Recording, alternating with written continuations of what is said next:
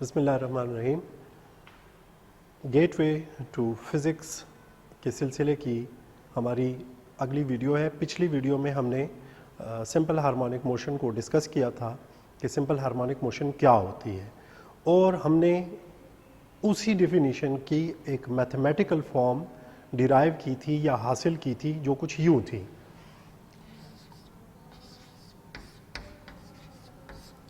जो कि जाहिर करती है कि एक्सेलरेशन और डिस्प्लेसमेंट एक दूसरे के डायरेक्टली प्रोपोर्शनल हैं, यानी अगर आप एक को बढ़ाएंगे तो दूसरी वैल्यू भी बढ़ जाएगी। नेगेटिव साइन जाहिर करता है कि ये एक दूसरे के मुख्तलिफ या अपोजिट सिम्त में है, एक दूसरे के बिल्कुल मुखालिफ सिम्त में है। हम सिंपल हार्मोनिक मोशन को यूँ भी कहते हैं कि ये वाइब्रेटरी मोशन की वो किस्म है जिसमें एक ऑब्जेक्ट अपने डिस्प्लेसमेंट से जितना, अपने मीन पोजीशन से जितना दूर होता है उतना उसमें ज़्यादा एक्सेलरेशन पैदा होता है, और जितना कम फासले पर होता है उतना उसमें कम एक्सेलरेशन पैदा होता है, और मीन पॉइंट के ऊपर उसमें कोई एक्सेलरेशन नहीं रहता। मज़ीद एक्सेलरेशन की डायरेक्शन हमेशा मीन पोजीशन की तरफ रहती है। अब हमने दो एग्जांपल्स डिस्कस की थी। एक हमारे पास स्प्रिंग मास सिस्टम था, एक हमारे पास सिंपल पेंडुलम था। आज की वीडियो में हम देखेंगे कि मैथमेटिकली क्या हम इन दोनों की वाइब्रेशंस या इन दोनों के अंदर जो फोर्सेस इन्वॉल्व हैं, क्या वो हमें सिंपल हार्मोनिक मोशन की जो डिफिनीशन है, मैथमेटिकल फॉर्म है, उस तक लेकर जाती हैं या नहीं। सबसे पहले हम डिस्कस करते हैं स्प्रिंग मास सिस्टम को। एक तो याद रखिएगा कि सिस्टम हमेशा उस सूरत में लफ्ज़ इस्तेमाल होता है जब दोनों ऑब्जेक्ट्स एक दूसरे के साथ इंटरडिपेंडेंट हो। ये हमारे पास स्प्रिंग है और ये इसके साथ मास अटैच्ड है। अब अगर हम इससे मास रिमूव कर दें तो भी ये वाइब्रेशन नहीं करेगा, और स्प्रिंग रिमूव कर दें तो भी वाइब्रेशंस हमें नहीं मिलेंगी। इसलिए हम इन दोनों को मिलाकर स्प्रिंग मास सिस्टम का लफ्ज़ इस्तेमाल करते हैं। जब हम इसके ऊपर फोर्स लगाते हैं, जिसको हम डिफॉर्मिंग फोर्स कहते हैं, तो आप देख सकते हैं कि उसके नतीजे में इस स्प्रिंग में कुछ एक्सटेंशन पैदा हुई, इसकी लंबाई में कुछ इजाफा आ गया, जो कि आप इसको वो जो हमने ये पॉइंट सपोज किया हुआ है, इसका मीन पोजीशन हमने लिया हुआ है, उसके रेफरेंस से हमें मालूम होता है कि जब हम इसको यहाँ तक ले आते हैं तो इसके अंदर एक डिफॉर्मिंग फोर्स हमने अप्लाई की थी। और 9th में हम ऑलरेडी पढ़ चुके हैं, हुक्स लॉ हमें बताता है कि जो एक्सटेंशन प्रोड्यूस होती है वो फोर्स के डायरेक्टली प्रोपोर्शनल होती है। सो जितनी मैंने फोर्स लगाई उसके नतीजे में इसमें एक एक्सटेंशन प्रोड्यूस हो गई। लेकिन साथ ही हम देखते हैं कि ये स्प्रिंग इसको वापस खींच रहा है, और अगर मैं इसको छोड़ता हूँ तो ये मास वापस ऊपर की तरफ आता है। अब इसका मतलब ये हुआ कि इस स्प्रिंग के अंदर एक फोर्स सेटअप हो गई है, एक फोर्स पैदा हो गई है, जिसको हम रीस्टोरिंग फोर्स कहते हैं, यानी वो फोर्स जो इसको अपनी पुरानी हालत के ऊपर वापस लेके जाए, रीस्टोर करे। अब रीस्टोरिंग फोर्स को अगर आप देखें तो हमने इसको स्ट्रेच किया डाउनवर्ड, रीस्टोरिंग फोर्स एक्ट कर रही है अपवर्ड। तो हमारे सामने पहला तो दो फोर्सेस आ जाती हैं, एक डिफॉर्मिंग फोर्स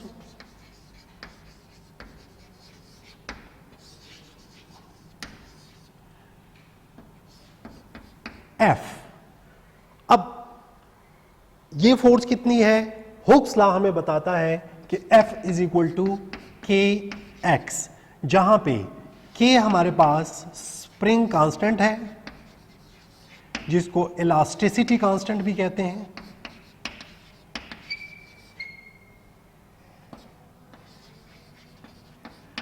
और x डिस्प्लेसमेंट को जाहिर करता है। हम पिछली वीडियो में भी ये बात कर चुके हैं कि x हमेशा एक जैसा नहीं, अब ये भी x है, ये भी x है, ये भी x है। सो x कितना प्रोड्यूस होगा ये डिपेंड करता है फोर्स के ऊपर। अब ये इक्वेशन हमें बताती है कि इस स्प्रिंग के ऊपर जो फोर्स लगाई गई उसके नतीजे में इसके अंदर एक्सटेंशन प्रोड्यूस हुआ, और उस फोर्स की मिकदार इन दो फैक्टर्स के जरिए हम कैलकुलेट कर सकते हैं। ये फोर्स ही डिफॉर्मिंग फोर्स। अब डिफॉर्मिंग फोर्स के बिल्कुल अपोजिट एक दूसरी फोर्स एक्ट कर रही है जो उसको वापस ले जाना चाहती है, जो इसके अंदर इलास्टिक प्रॉपर्टीज की वजह से है, जिसको हम रीस्टोरिंग फोर्स भी कहते हैं। Restoring force exactly deforming force के बराबर होती है, फर्क सिर्फ यह है कि उसकी सिम्त मुख्तलिफ होती है, अपोजिट होती है। सो ये हमारे पास F इज इक्वल टू के एक्स और माइनस का जो निशान है वो जाहिर करता है कि इस फोर्स की जो डायरेक्शन है वो अपोजिट है। अब Newton second law of motion मशहूर और मारूफ लॉ है F is equal to ma, जो हमें यह बताता है कि जब भी किसी सिस्टम के अंदर फोर्स होगी तो उस फोर्स के नतीजे में जब भी वो फोर्स एक्शन में आएगी एक्सेलरेशन प्रोड्यूस होगा। अब यहां पे ये हमें बता रहा है कि ये एक रिस्टोरिंग फोर्स है जो इस स्प्रिंग के अंदर मौजूद है। जब मैं इसको खींच चुका हूं, यहां पे ले आया हूं, तो इसके अंदर एक रिस्टोरिंग फोर्स मौजूद है।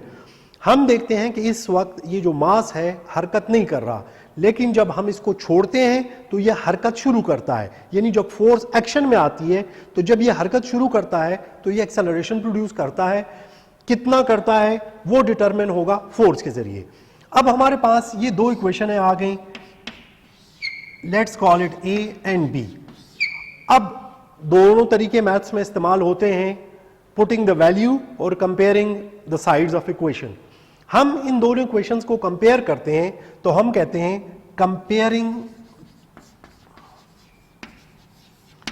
ए एंड बी।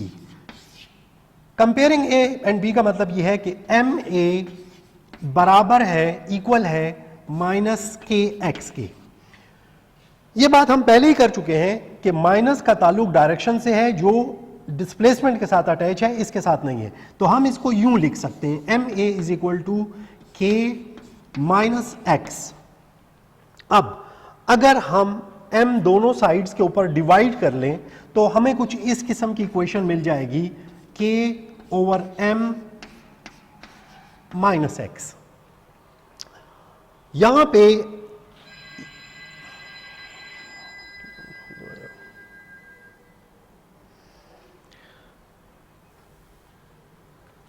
ये हम जानते हैं कि ये कांस्टेंट है, this is called spring constant.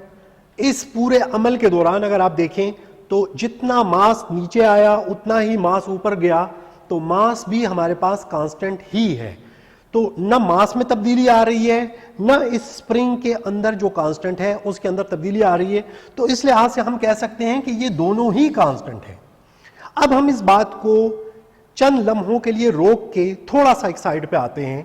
हम ये जानते हैं कि हमारे पास कोई दो वैल्यू हैं, x is directly proportional to y। ये हम जानते हैं कि जब हम साइन ऑफ प्रोपोर्शनैलिटी रिमूव करते हैं तो हम यहां पे एक अदद इक्वल लगाते हैं और कांस्टेंट लगाते हैं। अब हम इसी बात को उलट करके कहें तो हम ये कह सकते हैं कि अगर x is equal to constant y है और इससे हम ये इक्वल और कांस्टेंट निकाल दें तो यही चीज वापस रिवर्स होकर इसमें तब्दील हो जाएगी। इसी बात को हम अप्लाई करते हैं यहां पे। ये पूरा का पूरा चूंकि कांस्टेंट है तो हम लिखते हैं a is equal to constant minus x. अब यहां से अगर आप a और कांस्टेंट को निकाल लीजिए तो आप देखेंगे कि we get a is directly proportional to minus x. और अगर आप इसी को देखें तो सबसे पहले जो चीज हमने लिखी थी कि ये हमारे पास सिंपल हार्मोनिक मोशन की मैथमेटिकल फॉर्म है। तो इस तरह हमने ये प्रूव किया कि जो स्प्रिंग मास सिस्टम की ऑसिलेशंस होती हैं, उसकी जो वाइब्रेशंस होती हैं, वो एग्जांपल है सिंपल हार्मोनिक मोशन की। अब हम यहां से आगे चलते हैं सिंपल पेंडुलम की तरफ। सिंपल पेंडुलम हमने डिस्कस किया कि सिंपल पेंडुलम वाइब्रेट करता है मीन पोजीशन से एक एक्सट्रीम और मीन पोजीशन की तरफ, यानी दो एक्सट्रीम्स के दरमियान ये वाइब्रेट करता है। अब हम ये जानना चाहेंगे कि क्या इनकी जो वाइब्रेशंस हैं वो भी सिंपल हार्मोनिक मोशन को रिप्रेजेंट करती हैं या नहीं। अब यहां पे हम थोड़ा सा इस सिस्टम को रोक कर ये देखते हैं कि जब ये मास हम इस मकाम पे ले आते हैं तो तो ये वापस आखिर जाता क्यों है?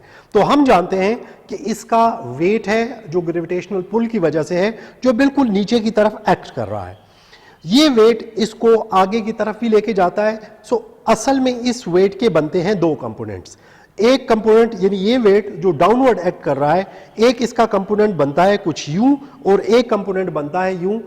इसी को हम जब डायग्रामेटिकली शो करते हैं तो हम कहते हैं ये हमारे पास पेंडुलम है, ये इसके दो कंपोनेंट्स बन रहे हैं वेट के। एक कंपोनेंट है यूं और एक कंपोनेंट है यूं। इसी ट्रायंगल को हम थोड़ा सा रोटेट करते हैं तो हमारे पास कुछ इस तरह की चीज आ जाती है।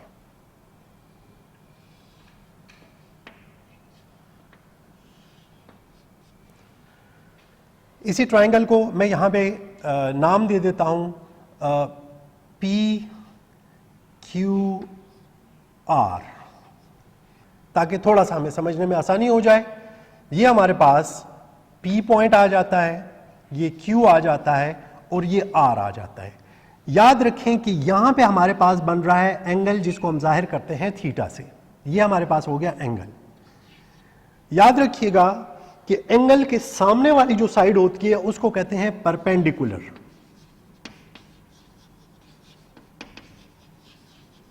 ये हमारे पास है हाइपोटेन्यूज और ये हमारे पास है बेस।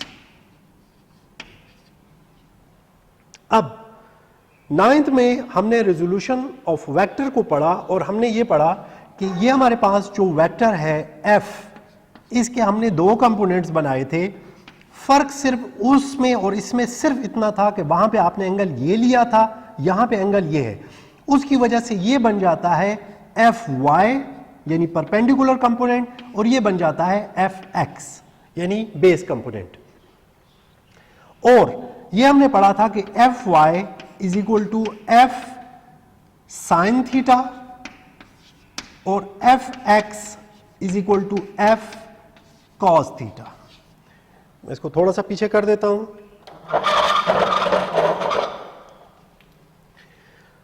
अब ये देखिए तो ये हमारे पास fx बन रहा है। यहां पे चूंकि हम ले रहे हैं f की जगह पे वेट है, तो ये पार्ट हो जाएगा wx और ये पार्ट हो जाएगा wy यानी y कंपोनेंट। अब वहां पे था fx के लिए f cos थीटा, तो यहां पे हो जाएगा w cos थीटा और wy w sin theta. W हमें पता है कि W is equal to mg यानी weight is equal to mg, तो हम wy is equal to mg sine theta हो जाएगा।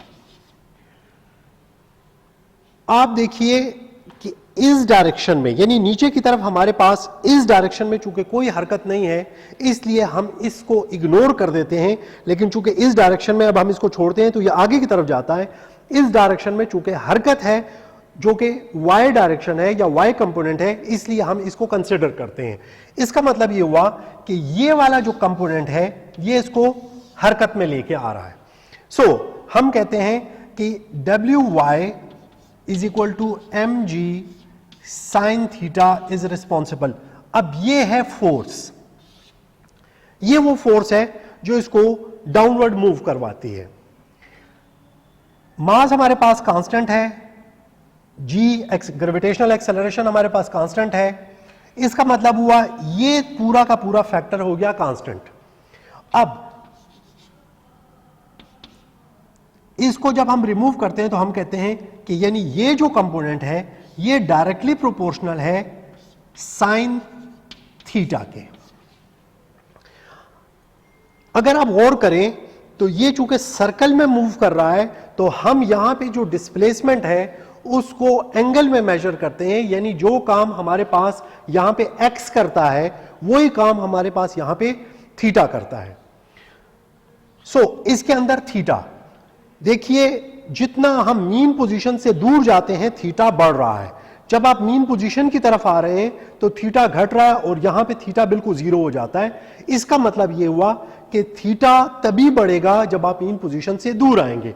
सो वी कैन से कि ये जो फैक्टर है ये नेगेटिव में काम करता है। अब WY is directly proportional to negative of sine theta. Once again, चूंकि थीटा हमारे पास बिल्कुल डिस्प्लेसमेंट की तरह है और इसकी वजह से एक्सेलरेशन प्रोड्यूस हो रहा है, so we can say that acceleration is directly proportional to minus theta, और थीटा चूंकि यहां पे x की ही तरह काम कर रहा है, so a is directly proportional to minus x।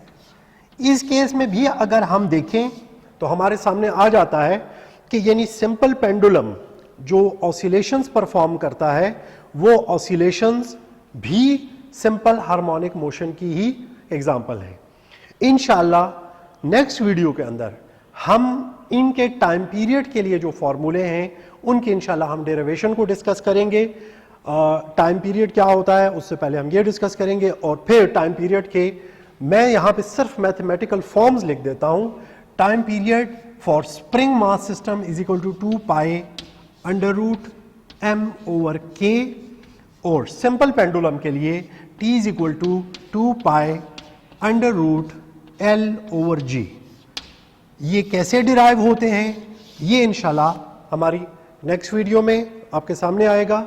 मैं आखिर में रिक्वेस्ट करूंगा कि हमारे चैनल को भी सब्सक्राइब कीजिए, और स्पेशली इसमें अगर आप कोई इम्प्रूवमेंट सजेस्ट करें तो वो भी सामने ज़रूर लाइएगा। आपके कमेंट्स की बेस के ऊपर अगर ज़रूरत हुई तो स्पेशली एक वीडियो भी तैयार की जाएगी।